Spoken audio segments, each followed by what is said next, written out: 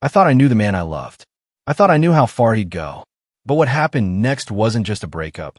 It was a betrayal so deep it tore my world apart.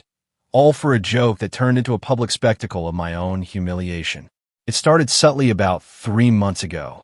Malcolm would do something dismissive or disrespectful, and when I questioned it, he'd just laugh it off, calling it a joke. This pattern really kicked off in September. I asked him, very calmly, to stop flirting with other girls at parties. His response? He just scoffed, then turned to his friends, Dean, Randall, and Curtis, and told them I was obsessed with him. They all found this absolutely hilarious, and from that moment on, whenever I was around, they'd make snide comments about clingy girlfriends. Soon, Malcolm began pushing every boundary he could find. He'd dance provocatively with other women at bars, then wink at me across the room as if we were in on some secret joke. He even started giving his number out to random women right in front of my face. Each time I confronted him, he'd shake his head like I was losing my mind and say, "You're being completely dramatic. It's just normal social interaction. It's just dancing, babe." And every single time, without fail, his friends would back him up. It made me question my own sanity. Was I really overreacting? Then came Curtis's birthday party last weekend. Malcolm's ex, Sabrina, showed up in this tight red dress. I knew she'd been messaging him for weeks, but he always brushed it off, saying they were just being friendly. I watched her touch his arm, her fingers lingering on his bicep, while Malcolm kept glancing at me, a smirk playing on his lips. His friends, Dean and Randall, seemed to position themselves perfectly, phones already out, clearly recording. The party was packed, full of people from our college and other schools. Malcolm, who'd been drinking steadily since we arrived at 8, kept buying Sabrina drinks, completely ignoring me for hours. Every time I tried to join their conversation, he'd either turn his back or change the subject. Around 11 o'clock, my stomach dropped. Malcolm grabbed Sabrina by the waist and pulled her in close. He kissed her, a full-on, open-mouth kiss, his hands gripping her hips. It lasted at least 30 agonizing seconds. And then, the chanting started. Dean and Randall, pointing their cameras directly at me, yelled, "She deserved it! She deserved it!" Other people turned to watch the spectacle. Some laughed, some looked uncomfortable, but no one said a word. Malcolm finally pulled away from Sabrina, his eyes locking onto mine. "Just a joke, babe," he called out, grinning. Sabrina giggled, whispered something in his ear, and he nodded, squeezing her waist again. I walked through that crowd, every step feeling like 1,000 pounds, heading for the front door. People parted, staring, whispering. My phone started buzzing before I even reached my car. Text after text. Malcolm was sending them faster than I could read. By the time I got home, there were 15 messages. "You're ruining my night. Come back right now and apologize to Sabrina. Stop being so dramatic about everything.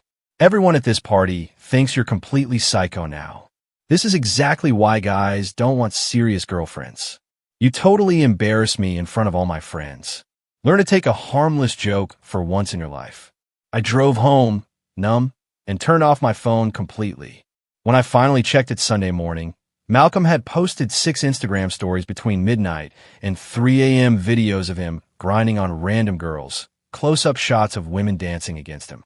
Each caption was a variation of, "This is what happens when you try to control me, and freedom feels so good right now." The final story showed him doing shots with 3 different girls, the caption proudly declaring, "Single life hits different."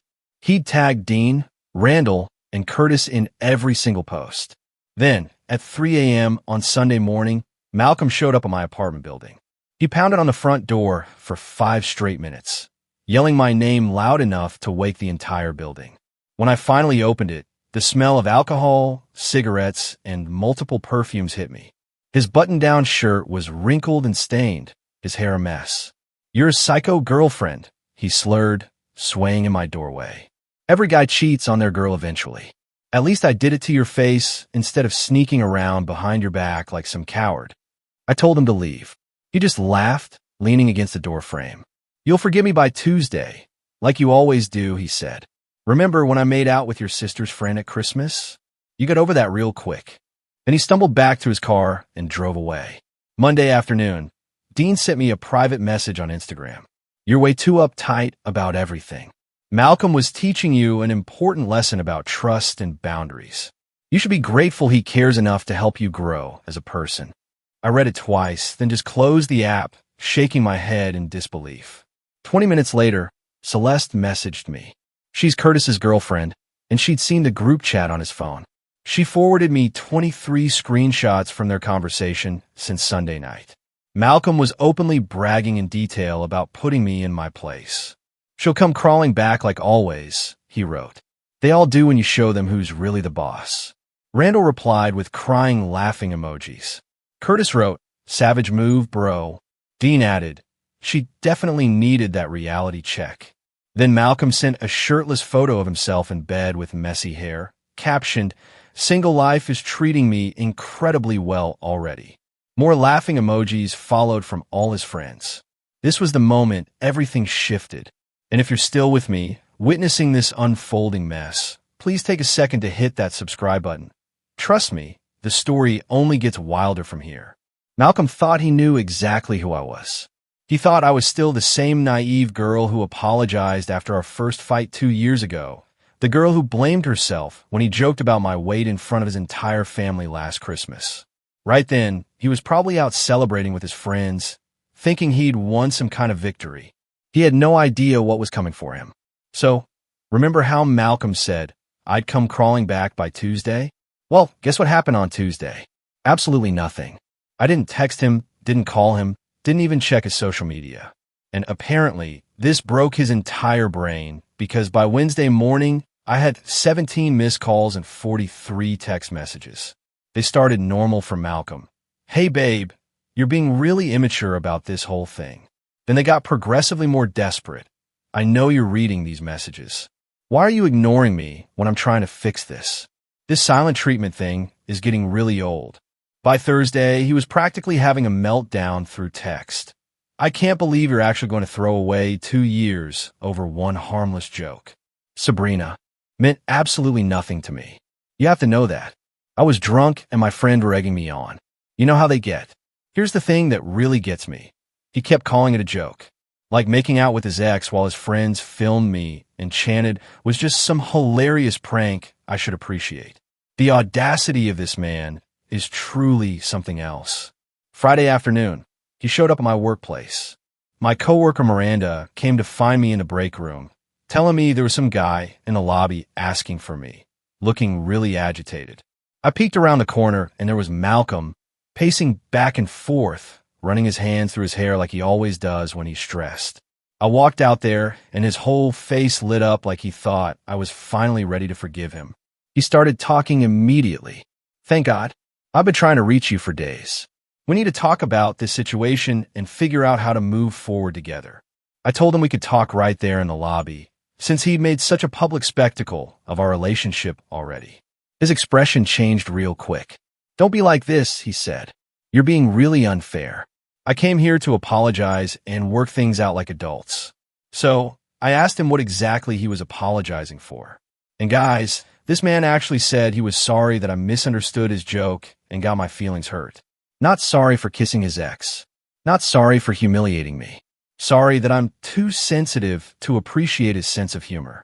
I told him his apology was noted and he could leave now.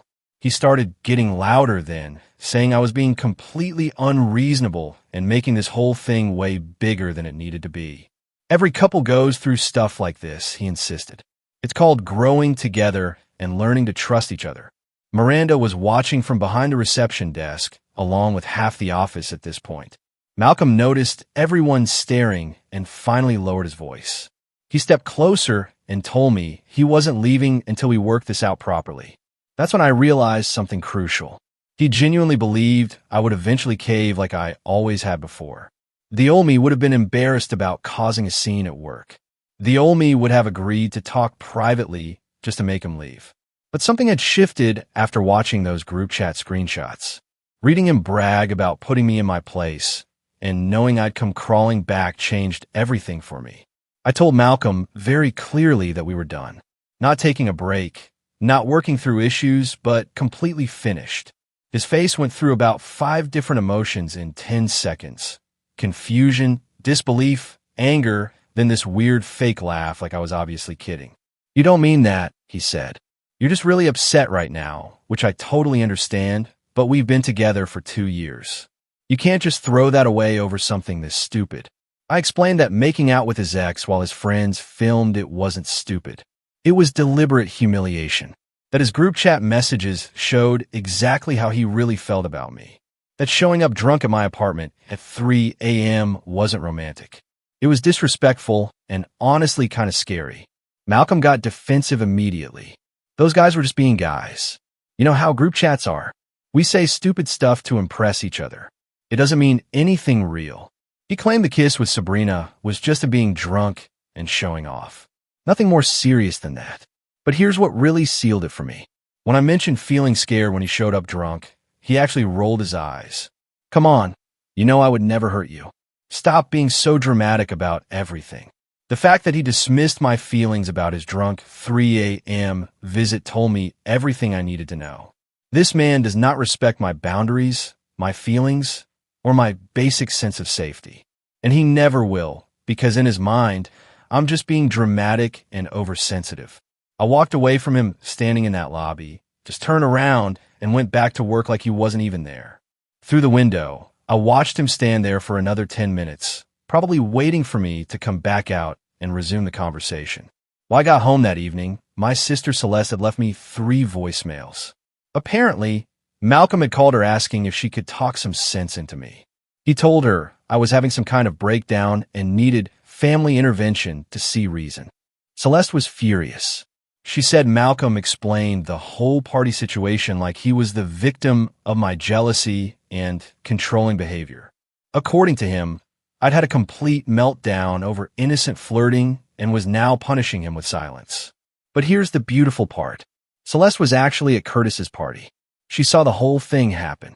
She watched Malcolm kiss Sabrina while his friends chanted and filmed.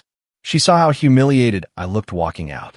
So when Malcolm tried to rewrite history and make himself the victim, she shut that down real fast. She told Malcolm that what she witnessed wasn't innocent flirting. It was public humiliation of his girlfriend for entertainment. That any man who would do that to someone he supposedly loved had serious problems, and that if he ever called her again trying to manipulate family members, she'd have some choice words for him. Malcolm apparently did not take this well. Celeste said he started arguing with her, insisting she didn't understand the full context and that I'd been controlling and jealous for months. When she wouldn't agree with him, he accused her of enabling my dramatic behavior. That conversation happened yesterday. This morning, I woke up to a text from Malcolm's mom. Hi, sweetie. Malcolm told me you two are having some problems. I was hoping we could grab coffee this weekend and talk about working things out. You know how much Malcolm loves you. And that's when I realized Malcolm's master plan. He's calling in reinforcements. His mom, my sister, probably planning to get our mutual friends involved too. He thinks if enough people tell me to forgive him, I'll crack under the pressure and go back to being his doormat girlfriend. What Malcolm doesn't understand is that I'm not the same person who apologized after his last joke. I'm not the girl who blamed herself when he flirted with my sister. I've been planning something since Sunday, and it's almost ready. He wants to play games and involve other people. Perfect. Two can play that game, but he's not going to like my version nearly as much as his own. Tuesday is going to be very interesting. I am shaking with rage right now, but also kind of impressed with how this all played out. So, remember Malcolm's mom wanting to grab coffee? Well, that was just the beginning of his master manipulation plan involving both our families. Saturday morning, I'm at Target, buying groceries when my phone rings. It's my mom.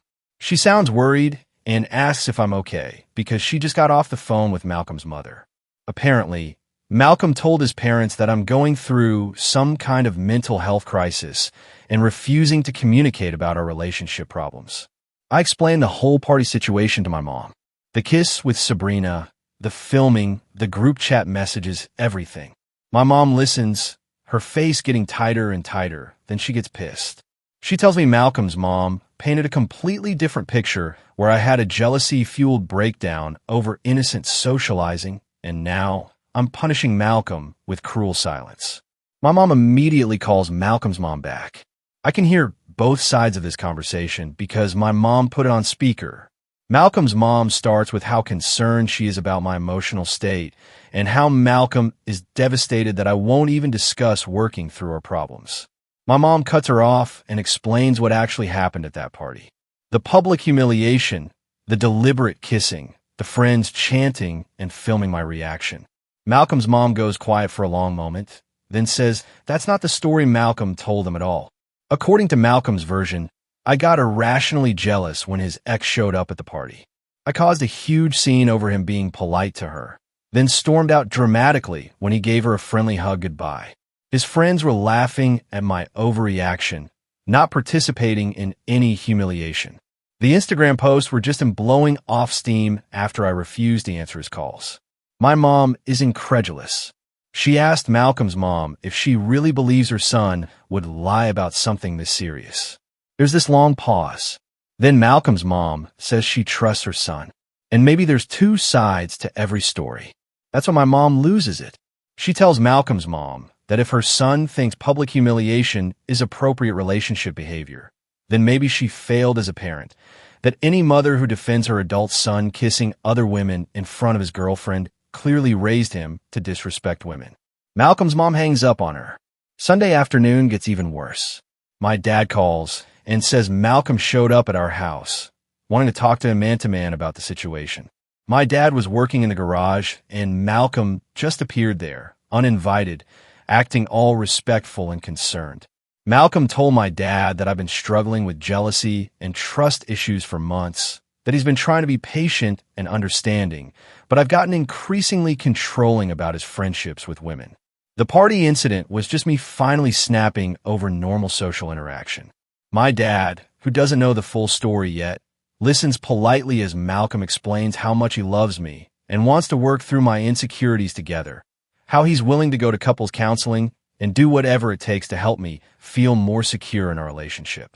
Then Malcolm asks my dad to talk to me about giving their relationship another chance, saying he knows I respect my father's opinion and might listen to him when I won't listen to anyone else. My dad tells Malcolm he'll think about it and get back to him. After Malcolm leaves, my dad calls me, confused about why Malcolm seems so genuine and concerned if he really did what I described. I drive over to my parents' house immediately, sit down with both of them, and tell the entire story from beginning to end. The months of boundary testing, the deliberate flirting, the kiss with Sabrina while his friends filmed, the group chat messages bragging about putting me in my place. My dad's expression changes completely as I'm talking. By the time I finish, he's furious that Malcolm came to their house and lied directly to his face. My mom shows him the screenshot Celeste forwarded from the group chat. My dad reads Malcolm calling me a psycho girlfriend and saying I'll come crawling back, and he completely loses his shit. He calls Malcolm immediately and puts it on speaker. Malcolm answers, all cheerful, thinking my dad is calling to help convince me.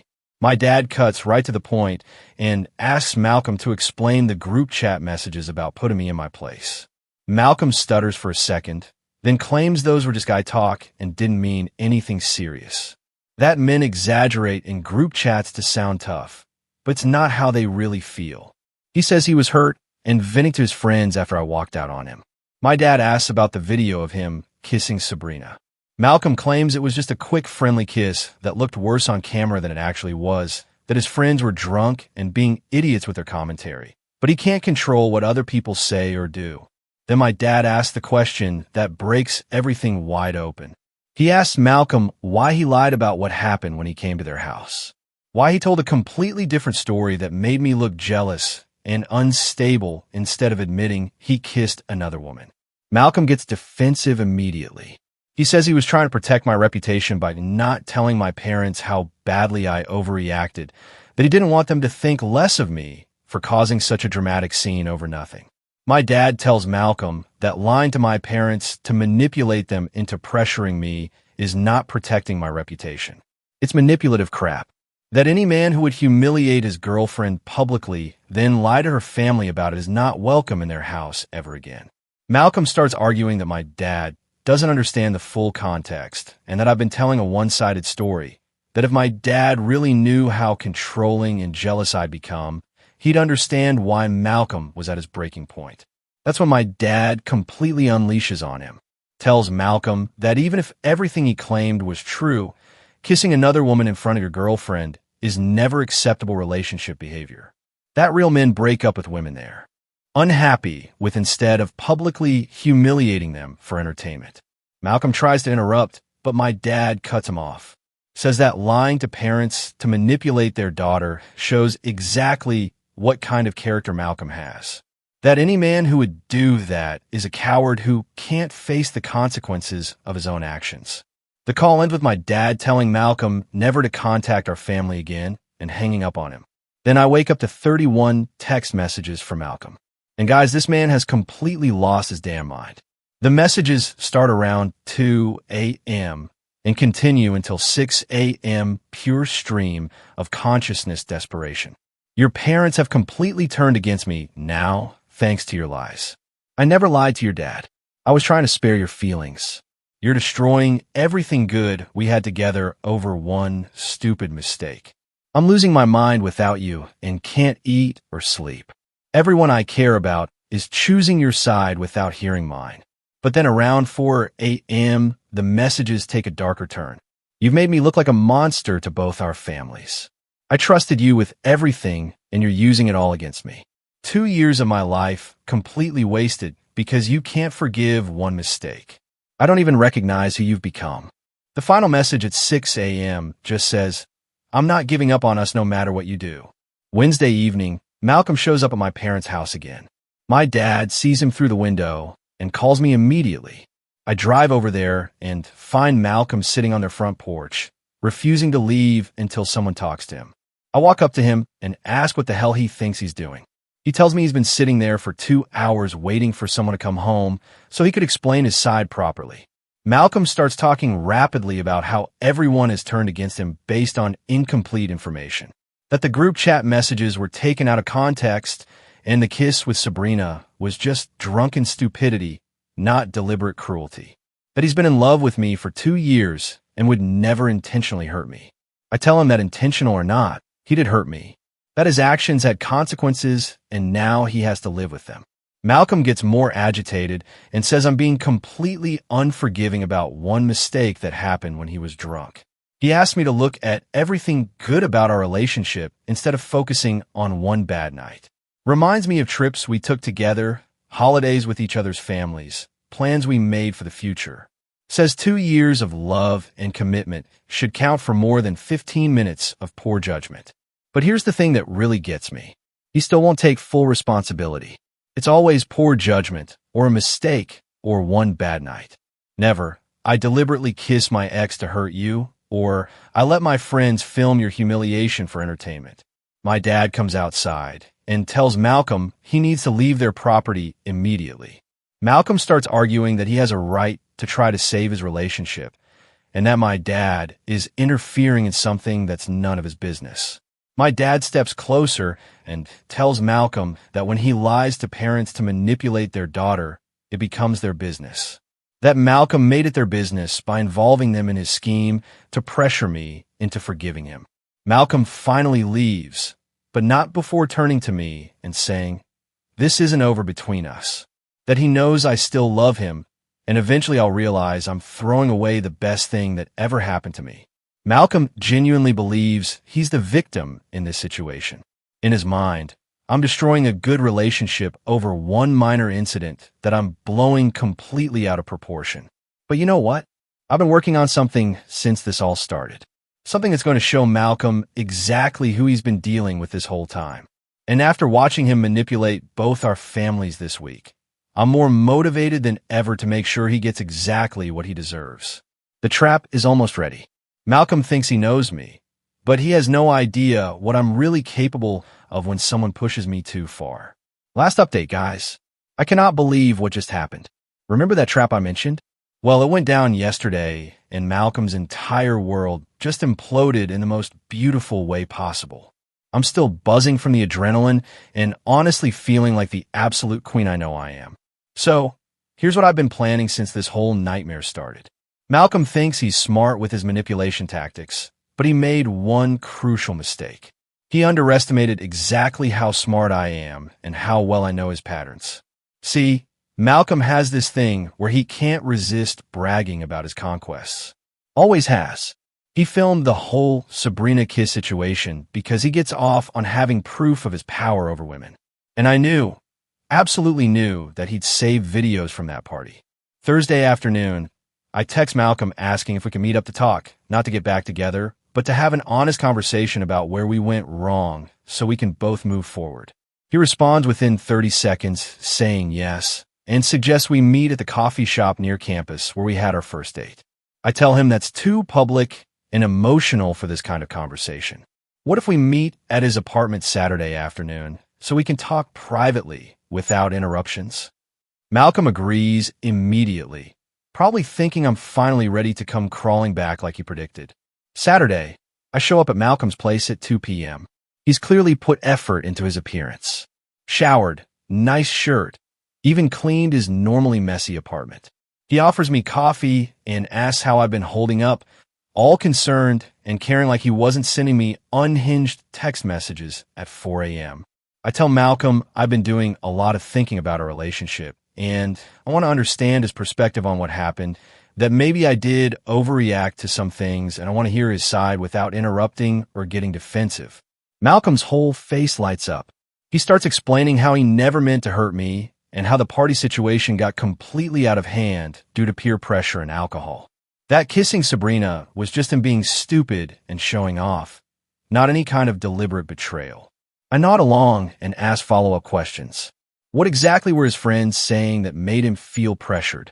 How did the kiss with Sabrina actually start? Was there anything leading up to it that I missed? Malcolm gets more animated as he talks, clearly feeling like he's finally getting through to me.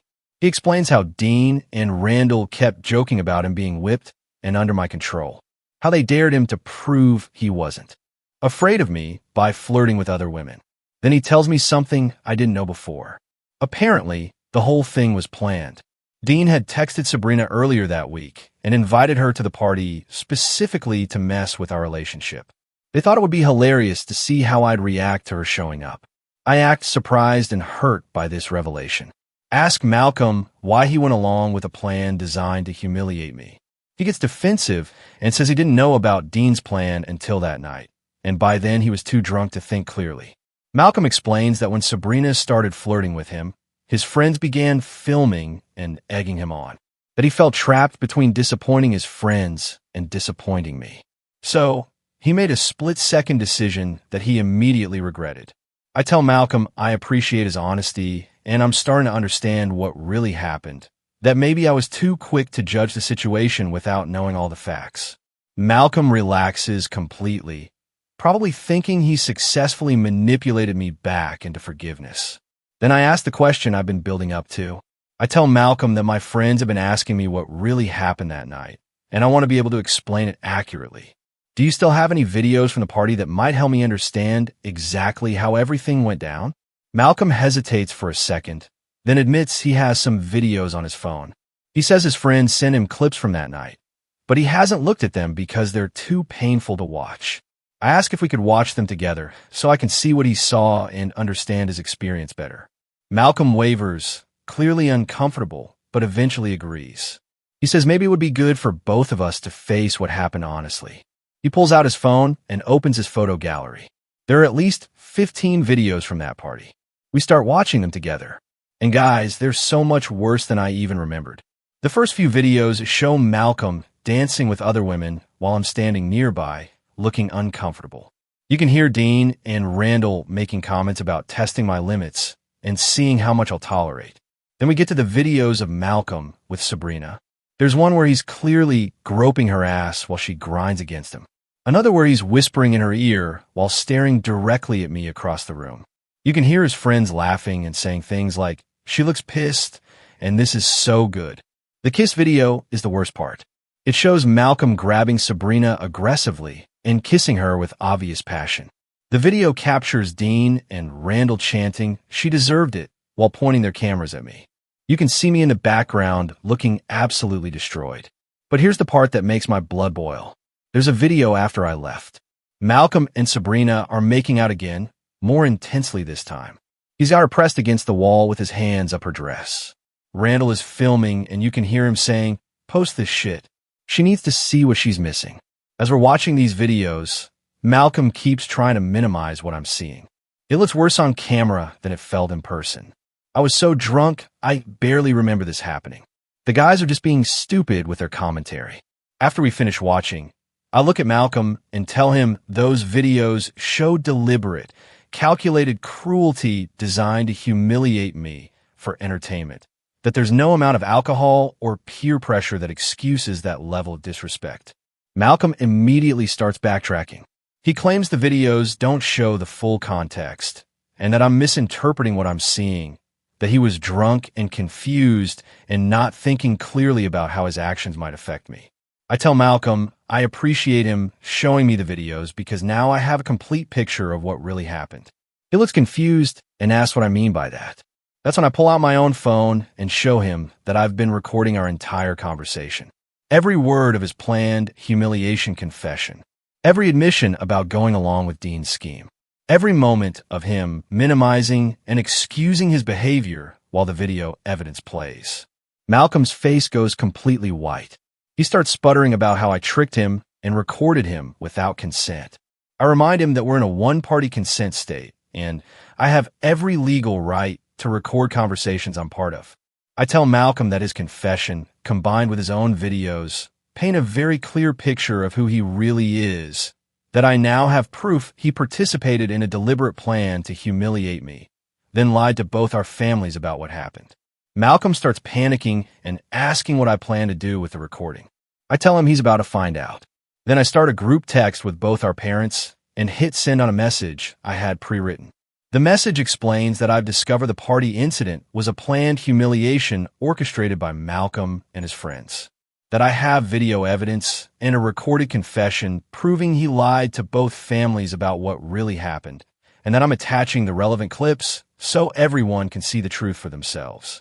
I attach the kiss video showing Malcolm passionately making out with Sabrina while his friends chant about me deserving it. The video of him groping her after I left, and key excerpts from our recorded conversation where he admits to going along with Dean's plan. Malcolm starts freaking out. He's grabbing for my phone, trying to stop me from sending more messages, begging me to delete everything and talk about this privately, saying his parents will never forgive him if they see those videos. I tell Malcolm he should have thought about that before he participated in humiliating me for his friends' entertainment. That actions have consequences, and now he gets to face them. My phone starts buzzing immediately with responses from both families. My mom texts, "I'm so sorry you went through this, sweetheart. We're coming over right now." My dad just sends, "That piece of shit is dead to us." But Malcolm's parents' responses are what really make this perfect. His mom texts, "Malcolm, come home immediately. We need to talk." His dad sends, "I'm disgusted by what I just watched. You're not the son we raised." Malcolm is having a complete meltdown at this point. He's begging me to call our parents and tell them the videos are fake or taken out of context, offering to do anything I want if I'll just help him fix the situation. I tell Malcolm there's nothing to fix because this is exactly what he deserves, that he made his choice when he decided to publicly humiliate me for entertainment, and now he gets to live with the consequences. Malcolm starts getting angry then, saying I'm destroying his life over one mistake and that I'll regret this when I realize what I've thrown away, that he's going to tell everyone I'm a manipulative psycho who records private conversations to use.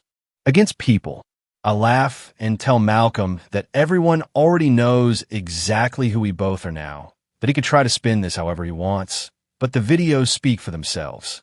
As I'm leaving his apartment, Malcolm follows me to the door, still begging and making threats. I turn around and tell him this is the last time we'll ever speak, that if he contacts me, my family, or anyone in my life again, I'll be filing harassment charges. The drive home was incredible, guys. I felt so damn powerful and in control, like I'd finally gotten justice for all the times Malcolm humiliated me, and I just took it. When I got home, my parents were waiting for me. They both hugged me and apologized for not fully understanding how bad the situation was. My dad said he's proud of me for standing up for myself and exposing Malcolm's lies. My mom said she called Malcolm's mom after seeing the videos. Apparently, Malcolm's parents are mortified by his behavior and planning to have a serious conversation with him about respecting women. But the best part came later that evening. Celeste texted me screenshots from the group chat with Curtis, Dean, and Randall. Apparently, word got out about the videos, and now everyone who was at that party knows exactly what kind of person Malcolm really is. Malcolm has been silent on social media since yesterday. No posts, no stories, no responses to comments. And you know what the most beautiful part is? I didn't have to do anything illegal or unethical to get my revenge. I just used Malcolm's own behavior and words against him. He destroyed himself by being exactly who he's always been, a manipulative jerk who thinks he's smarter than everyone else. To all the commenters who said I should forgive him and work things out, screw that. Some people don't deserve forgiveness. Some people deserve to face the full consequences of their actions. Malcolm is one of those people. I'm done being the understanding girlfriend who gives second chances to men who don't respect me. I'm done letting people treat me like crap because it's easier than standing up for myself. Malcolm thought he could humiliate me publicly and then manipulate our families into pressuring me to forgive him. He thought I was weak and desperate enough to crawl back to him like I always have before. Malcolm wanted to put me in my place. Well, congratulations, because my place is clearly several levels above his manipulative ass.